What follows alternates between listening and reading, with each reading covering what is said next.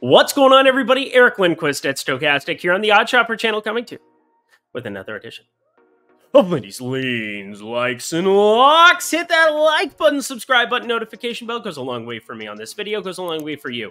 That way you become apprised whenever great content is going live here at our little neck of the YouTube woods. I'm back. What's going on, everybody? Good to be back from vacation. Got a little sun, you know, it's showing up here on the old cheeks. Got humbled by golf. What a ridiculous sport that I enjoy and used to be very good at somehow.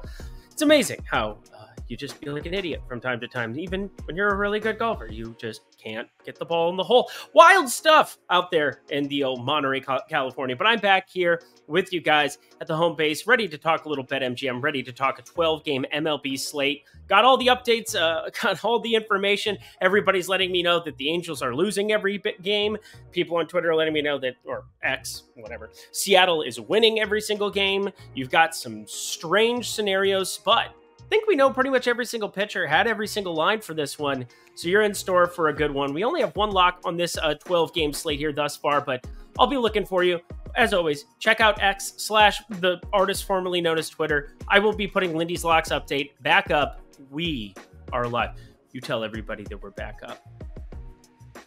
Real ones know. Anyway, BetMGM, we'll talk about them a little bit later. Only utilize them if you're 21 and over. And if you have a gambling problem, please call 1-800-GAMBLER. But go ahead, sign up for that below. You'll get yourself in the Discord. You'll get yourself up to $1,000 back in your bonus bets. Alrighty, y'all. I'm ready to get back to work here. I was feeling a little antsy. I missed my people, but I got producer Jacob alongside me to help me through it all.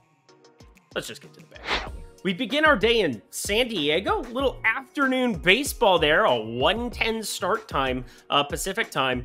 I'm not sure why they do that. I know it's San Diego. It's Army City, and it's going to be probably something tapped in with the Navy, or everybody can come over from, what is that? Coronado Island. Had to think about it for a second. But Coronado Island, come over, hang out, watch a little baseball. Should be a good one. These are two teams that continue to try to win baseball games, which is not going to be true for a lot of teams that we talk about from here until the end of the year that don't necessarily have that focus. But the Dodgers completely putting the damper on the San Diego Padre parade here. 6-0 here, top of the third. Wild start here. I'm on the Dodgers, of course. In the premium Discord, great stuff. We ended up getting Matt Wallner home run. We ended up getting both afternoon plays that hit. So we are starting to get it figured out after an interesting morning. But that's beside the point. We're going to talk baseball here. Tony Gonsolin for the Dodgers is one pitcher I do expect positive regression to be coming for. Only a 19.4% K rate. That's never been the reason that you've backed a guy like Tony Gonsolin. But last year, he figured out his walk problem, 7%.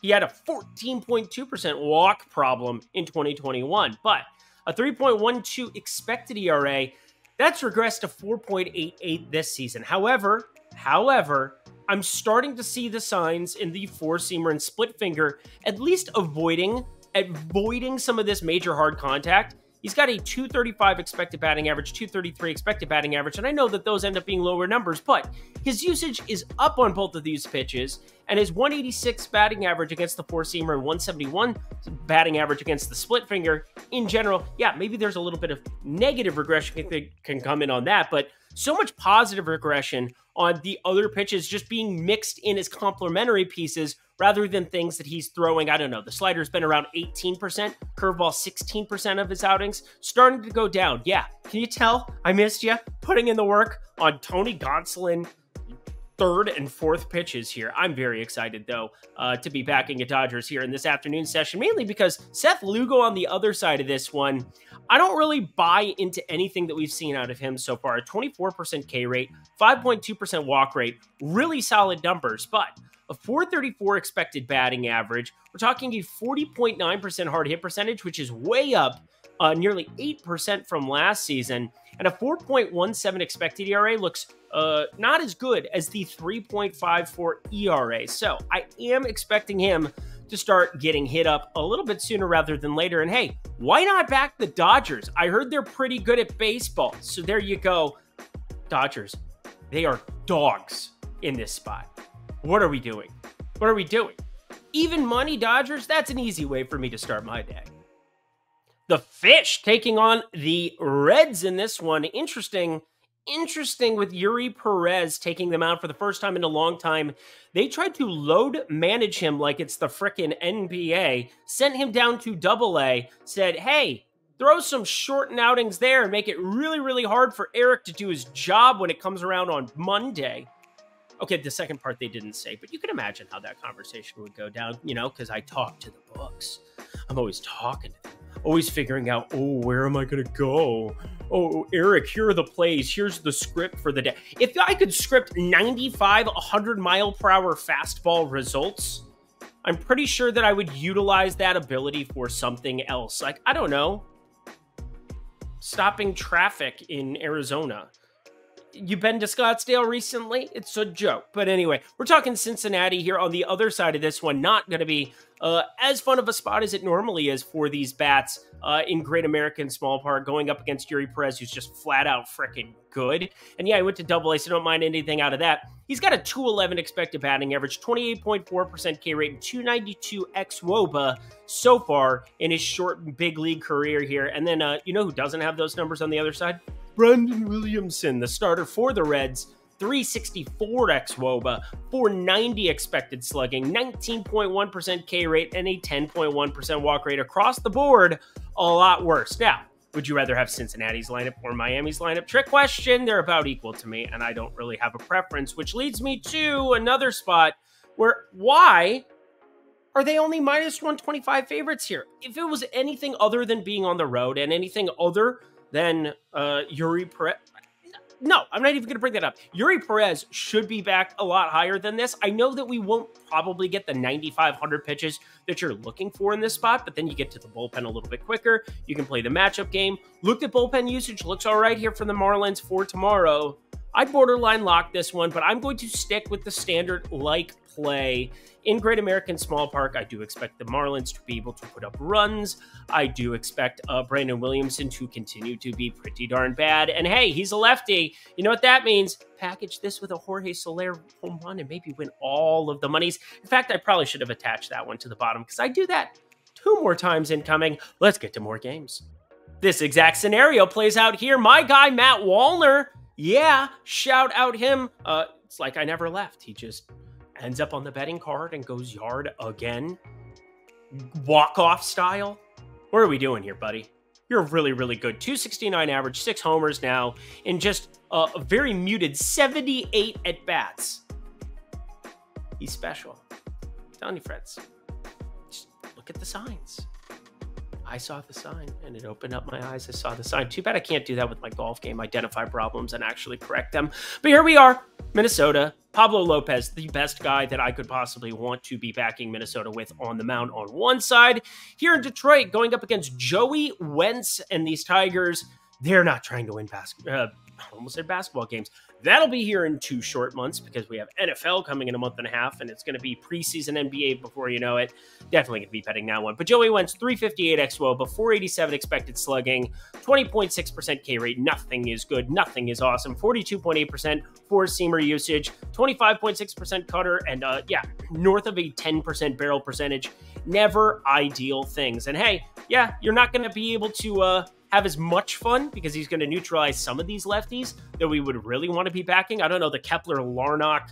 Well, I guess Larnach got sent back down. He'll be back up eventually, especially if Joey Gallo continues to be dust. But my guy, specifically Matt Wallner, left on left, I know he'll be buried to the 8 or 9 hole, but the power is there in a way where I kind of don't care. He's probably going to be making the betting card anyway in some capacity if I'm getting better than plus 550, which I don't see why I wouldn't be getting here in Detroit. Truist. No, that's Atlanta. Whatever, Detroit. We're talking a ballpark that's not exactly conducive to home runs, but the power is so pronounced that kind of want to take a little nabble there anyway. But I'm looking at the Minnesota money line for a like, first of all, and then I'm going to lean with the Matt Wallner package. Again, I'm not going to be putting these two together. I'm probably not going to parlay them the way that I'm contemplating the Jorge Soler one, just because he's got such short odds that I kind of want to boost them in that regard by backing Miami.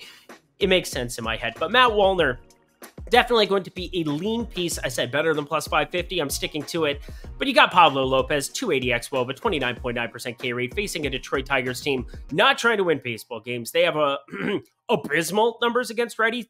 82 WRC plus, worst mark in baseball, tied for the worst mark in baseball. And anytime you're tied with Kansas City for anything, God, that division's bad. Go Twins, everybody. Finally, a game I don't have a play. We go like. We're playing money lines early. Don't worry, it slows down in a hurry. That rhymed unintentionally. I promise I didn't try to. Washington at Philly. I'm not really sure that there's anything I want to do with Trevor Williams involved other than betting over. I can't stomach anything else. 16.4% K rate, 276 expected batting average, nearly a 10% barrel percentage. He has been dust, and to dust he shall return. Kyle Schwarber, Bryce Harper, gonna have super short odds in the home run market. Gonna see where that break-even number is when I adjust it. Always harder down below when you start talking about the plus 200 to plus 300 type range. Kyle Schwarber also starting to have a pulse again, and Bryce Harper, why is he not hitting more home runs? Oh yeah, launch angle, that's a thing, 7.3 degree average launch angle. We got to work on that, pal. You got Christian Yelich disease, which is ironic because he's going to be on the betting card. But looking at the other side of this one, it's not exactly inspiring stuff with Ranger Suarez either. 268 expected batting average for the Phillies starter. He does keep that hard contact down. That's always been his MO. 37.1% hard hit percentage yet again this season. Throws a bunch of junk at the wall. Four-seamer, sinker, cutter, changeup, curve, all between 10 and 30% usage with those pitches. Not really getting the whiffs, though. He has fantastic catching behind him, both Stubbs and Real Muto. Either of them are just fine. Real Muto, the preferred, obviously. He's got the candidate. Well, he should be in this lineup per usual. But either way, friends, it's a pretty straightforward stay away for me. Over 9.5 is going to be my lean here. But as it stands right now, that thing is already getting juiced up. Yeah, you're talking, what's the official number here?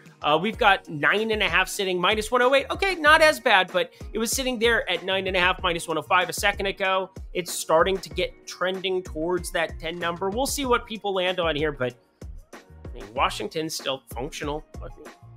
Mainly righties in that lineup that I like. CJ Abrams starting to figure it out, though, on the other side of it, though.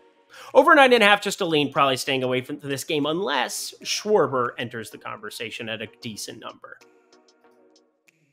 This team's kind of been my bugaboo of late. Not this season, that's for sure. But the Atlanta Braves, I'm on a vacation, and it's just like, just recap some numbers. I haven't picked the Braves right since 1994.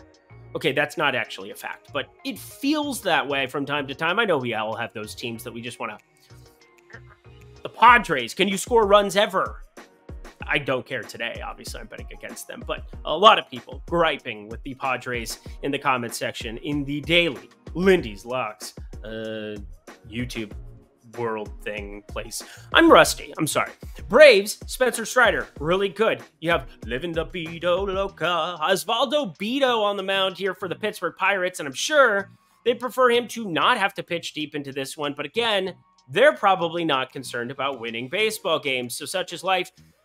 Generally, that's what happens when you put a guy with a 5.18 ERA, 1.52 whip up there to just give up Matt Olson homers. Yeah, that feels like a foregone conclusion. Probably falling in the Kyle Schwarber category of things where we need to get that number ahead of time. I'm not even going to speculate because it could be so short that it's zero value whatsoever. But we'll say, just because something's plus 250 or plus 225 doesn't mean that it doesn't have value. You saw Matt Olson with north of plus 400 in Wrigley the other day. I thought that was a pretty wild number, even though I couldn't bet it because, yay, Monterey. But anyway, we've got Pittsburgh on the other side of this one, facing Spencer Strider. I heard he's pretty good at throwing baseballs.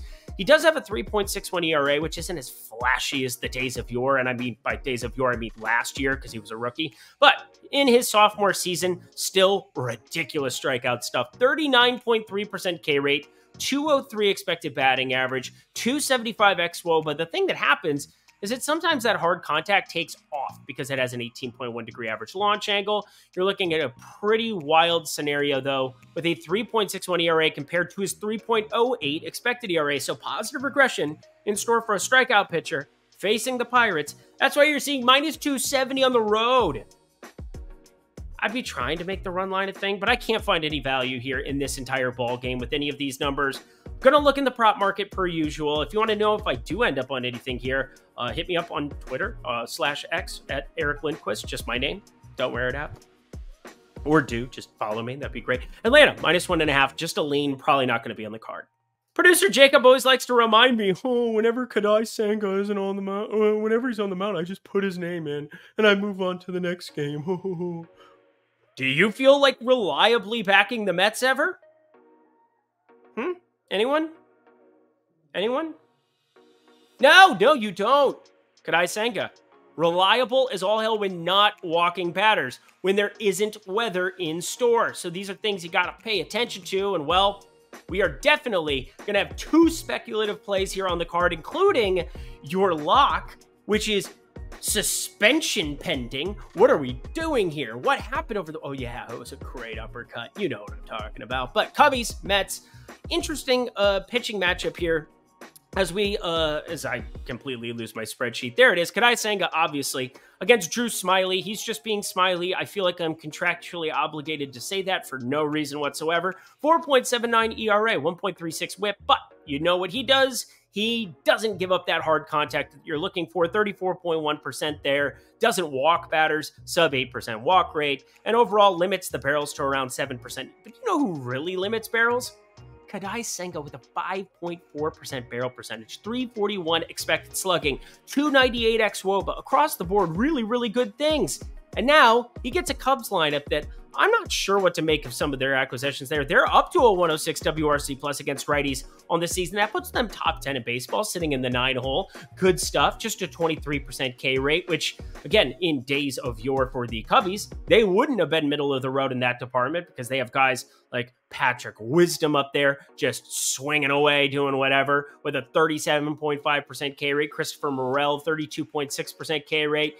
You got Suzuki, you've got Swanson. They're striking out a lot, but you do have the interesting Heimer Candelario edition, 20.5% K rate. That brings it down. Cody Bellinger has figured a lot of shit out this year, 15.3% K rate, although he's getting a lot luckier than I think people want to admit. Nico Horner, if he's in that lineup, kind of want to see the way this lineup rolls out too. I'm curious to see where other places have this as a projected Cubs lineup because it matters big time. I got to go back through some box scores, but I do think that this sets up nicely if the weather is decent. And yes, I did a lot of weather research for this one as well because, well, when you're going to put something like Kadai Senga and you get burned the way I did at Fenway, I'm never not going to be looking at it again.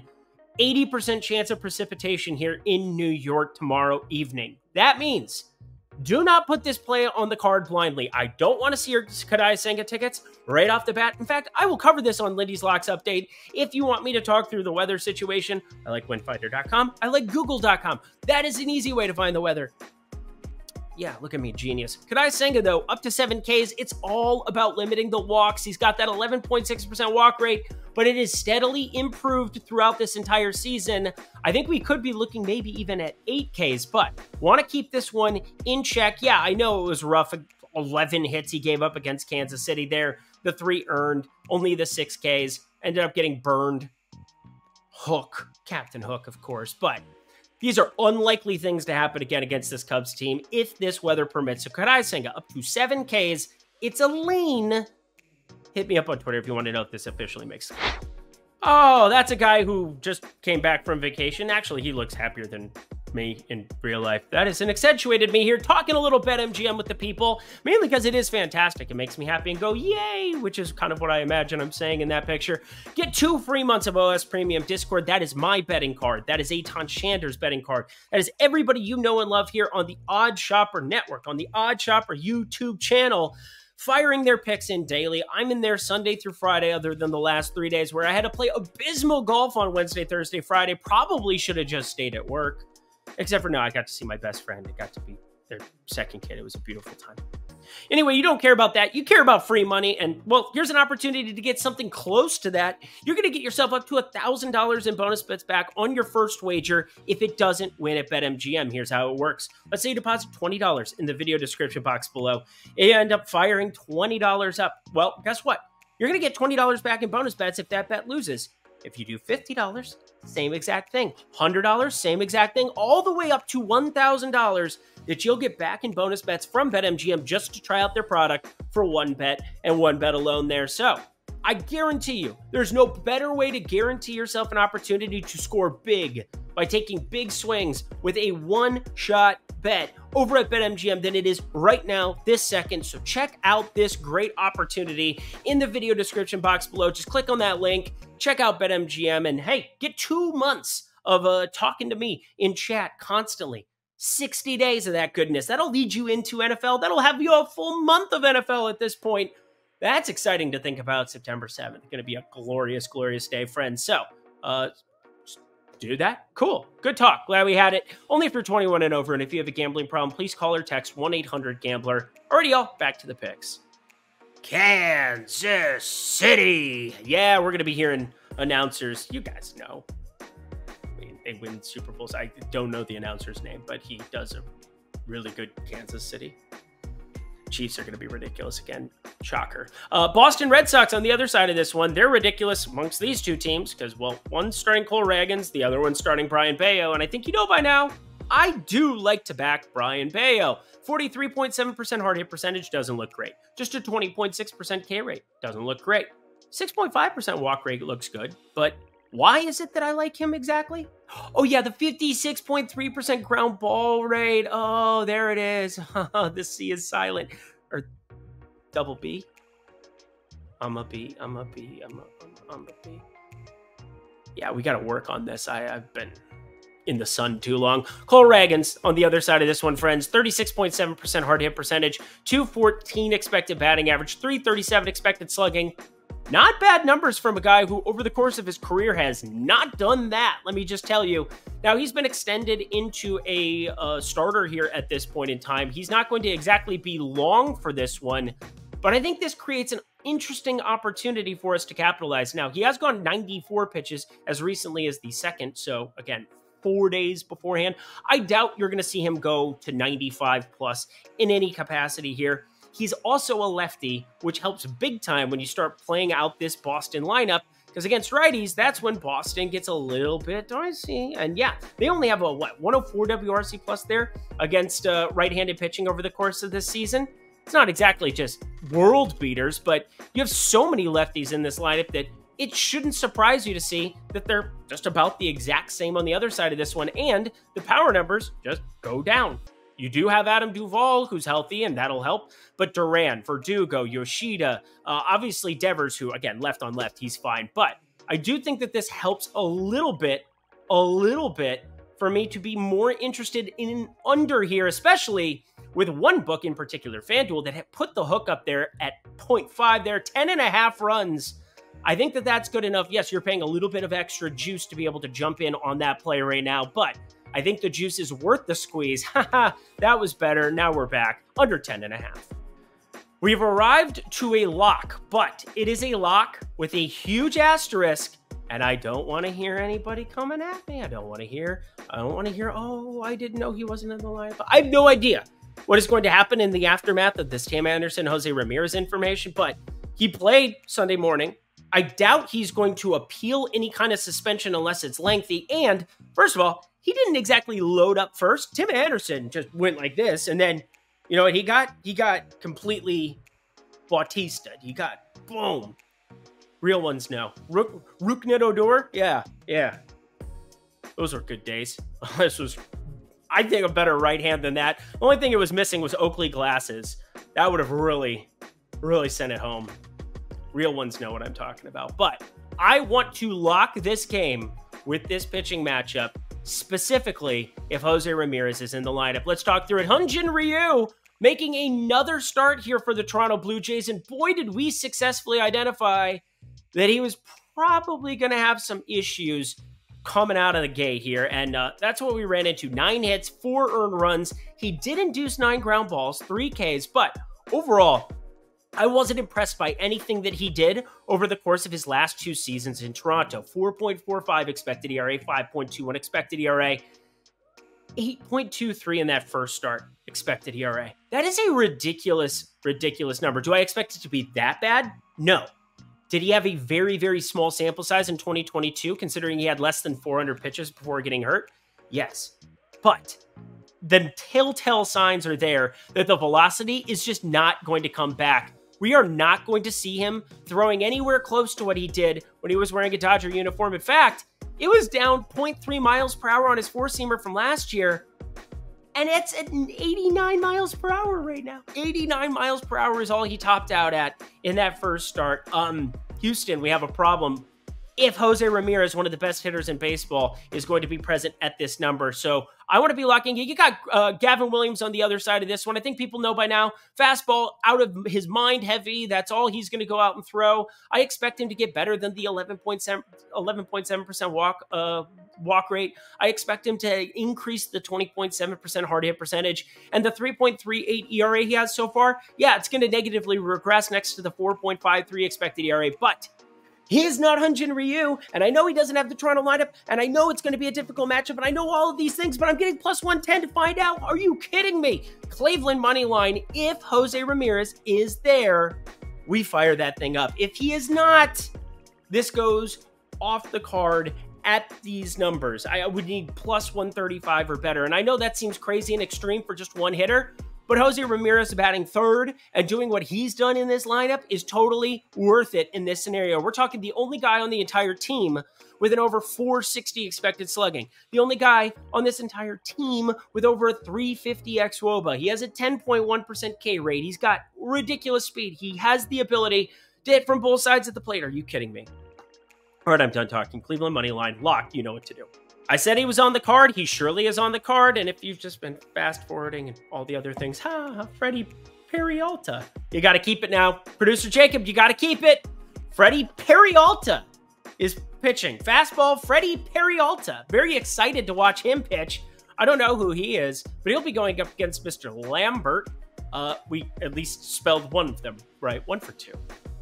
1 out of 2 ain't bad. If you bat 500 in the majors, baby, you're the greatest player ever, unless all you do is hit Luis Arraez singles, and then I don't care as much. But Peter Lambert, 43.6% hard hit percentage, 452 expected slugging.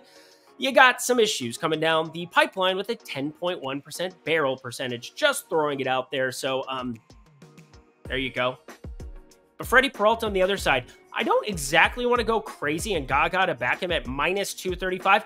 I know this Colorado lineup is going to be the thing of nightmares. I know that it looks horrendous and terrible and no good and very bad, and they traded all of the humans away, and nobody is there to play. So they just stay, and they may just get mowed down, is what I'm getting at. Freddie Peralta here, 224 expected batting average, 28.3% K rate. I expect him to be popular for all you DFSers out there on the old DraftKings and FanDuel. But just saying, I don't want to back him at minus 235 because there are these times where the barrel percentage at 8.8% and the walk rate at 9.2%, they kind of combine to have a couple of problems here. And so I'm kind of staying away from that. In fact, the only thing I'm really crazy interested in to see is what this Christian Yelich home run number ends up being. The guy's up to a 52.2% hard hit percentage, 486 expected slugging. And the one thing Peter Lambert has, he is north of a 10-degree launch angle, only a 47% ground ball rate. It's not horrendous by any means, but the 10.1% barrel percentage, if Yelich hits it hard, you got to get a little loft on it from time to time, my friend. 4.5 degrees of average launch, that's not ideal. But the home run numbers have been really off on Yelich here of late, and should have picked up on it sooner. Did some adjustments and feel pretty good about just about any righty. It could be a good righty. It doesn't really matter as long as Yelich is striking out sub 21% of the time. That is a huge change in his repertoire. We're talking about a guy who last year, 24.1%, 23.8%, 30.8% in 2020. If he is mitigating those strikeouts, that is more barrels, more opportunity to put the ball in play. Hello, north of a 50% hard hit percentage. How are you this fine day? Just a lean, want better than plus 350, but you're going to get it against Lambert, and you shouldn't. So there you go. Thanks, books. 3 games to go. I'm back from vacation. Hit that like button, subscribe button, notification bell, all of that down below as we head to the Yankees, and they're taking on the, you can't do the same kind of timbre thing with the White Sox, and they're awful. But we have a great pitching matchup on tap, so what makes sense other than an over? That's what I'm going to be betting. Garrett Cole has been really, really good. 2.64 ERA, 1.04 whip. He's gone 7 in his last 2, only given up 4 earned in his last 3, only 5 earned in his last 4. So all of you recency peoples. This is interesting. I would love some candy right now. 11, 10 Ks, 8 Ks. He's had some really nice outings here of late, no doubt about it. But friends. White Sox still have some power bats at the top of this lineup. And that's one thing that I think from time to time could get Garrett Cole in a little bit of trouble. Hasn't of late, that's for sure. He's been awesome. But even still, you've seen a home run in at least one. He's had at least one home run in 4 of his last 5 outings. So despite everything that I just said nice, there are still batted ball events that are getting after Garrett Cole from time to time. And I think Luis Robert, he's kind of got power. You got Mr. Eloy Jimenez, who's starting to have a pulse. Trace Thompson's going to get all the leash and all the land, considering he got paid, basically, to go over to the White Sox from the Dodgers. Well, they're not getting paid. He's getting his opportunity that he never would have gotten otherwise. That's the right way of saying it. He does have a .419 expected slugging as well, with a 50% hard hit percentage. Problem is he strikes out a bajillion times out of a bajillion, 42.1% K rate. That's hefty. So cool. Anyway, on the other side of this one is Dylan Cease, and I don't know what to say other than I think he might have started vacation early. Like, he realized the fortunes of his team. He wants to go golfing. He wants to go kick it on a beach. Can you blame him? I think it's pretty fun. Just did it. Strongly recommend it. But a 4.61 ERA, that's been bolstered his last 2 outings. In fact, the last one against Texas, he didn't get out of the second inning. 1 2/3, 7 earned, 7 hits, 7 runs. 7s were not wild in that event. 5 2/3 before it, 4 earned in the start previous to it. He's got the strikeout stuff. We kind of know that from time to time, but I think looking at this looking at this Yankees lineup in its current iteration, Aaron Judge back kind of confirmed matters. So there you are, friends. I think we want to be adding 7.5, the over of, to our card tomorrow. Kind of wild to see 7.5s on the board here at all. And I know they're juiced. Again, -120 on the over of 7.5. I'm just fine with it at that number, considering lots of ways that I think that this game shoots out in a way that nobody's expecting. Specifically on the Yankee side, you're going to have to put up runs there. But Garrett Cole, I think a couple solo shots. You get to the Yankees bullpen. Hasn't been all that good. Over 7.5. Can't believe it's on the card with these two on the mound, but such is life. I don't even want to talk about this game because I don't have a play from it, but I want to talk about the Angels. How bad can you fuck up your life? How bad? It's like you cheated in front of your spouse. That's literally kind of what it is. That's the level of just dumb fuckery that you just got done putting forward by not trading Shohei Ohtani at the deadline. Now you've lost 6 of 7. Now you think Shohei Ohtani wants to stick around, and I know you made moves. You tried to make him happy. You tried to put CJ Cron on his plate. You tried to get Randall Grichuk and say, hey, we just beat the Braves 1 time. How'd this week go? Huh? Losers of 6 of your 7, and all I did was see L after L after L. That 9th inning L on Friday, the Grand Slam, I think it was. Was that Friday? Yeah, it was Friday.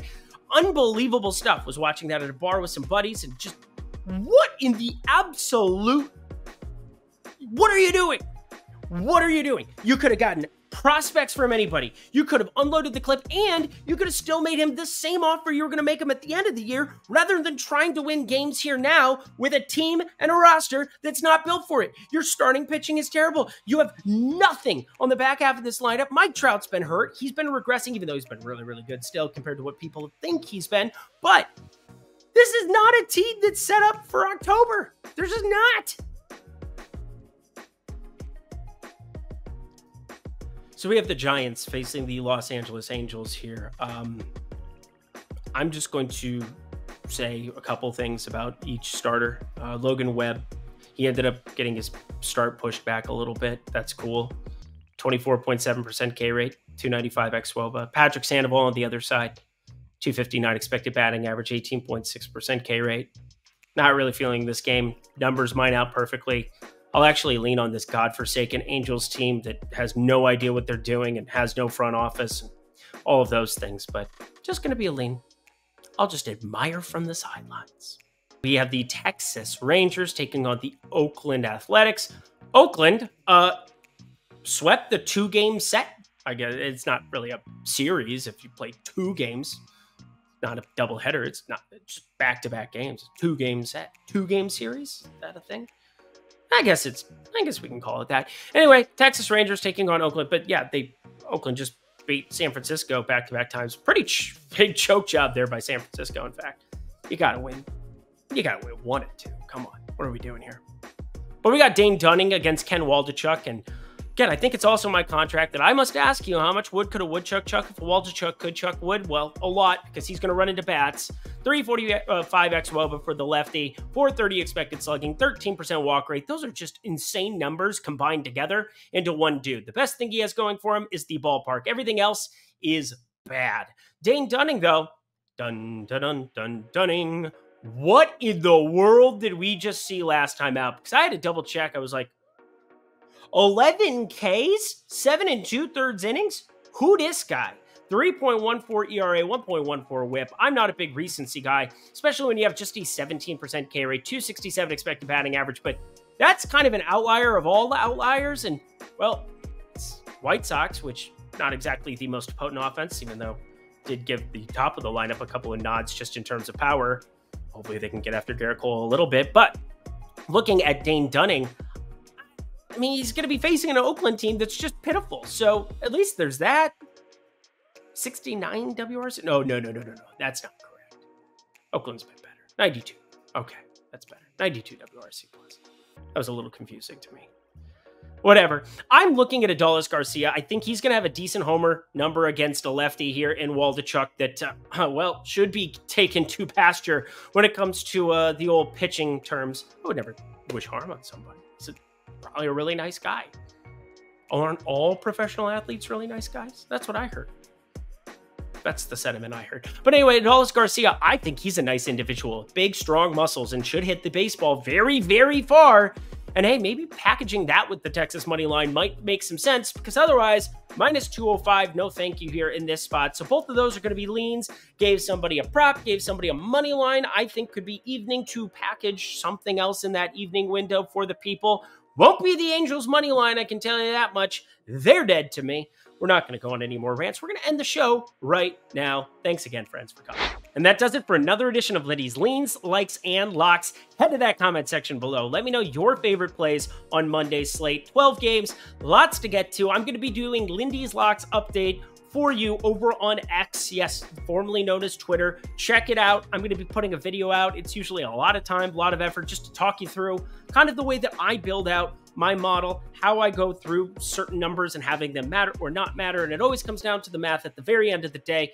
But then I just give you the play. So that's going to be what I'm here to do, talking you through the lock, seeing if anything changes, seeing if there's anything else that stands out to me once the prop board officially hits. Check out BetMGM, friends. Great stuff in the video description box below, per usual. Come hang out with me in the premium Discord for 2 months free just by checking out BetMGM, in addition to a great $1,000 you can get back in bonus bets, up to $1,000 on your first bet. If it loses, you'll get that money back in bonus bets. Good stuff. Only if you're 21 and over, and if you have a gambling problem, please call 1-800-GAMBLER. Alrighty, y'all. I'm out of here. I gotta go put some like some aloe vera on my face or something. Thank you, producer Jacob. Good to see you again, my dude. Until tomorrow, I'm Eric Lindquist. Best of luck in the MLB streets on Monday.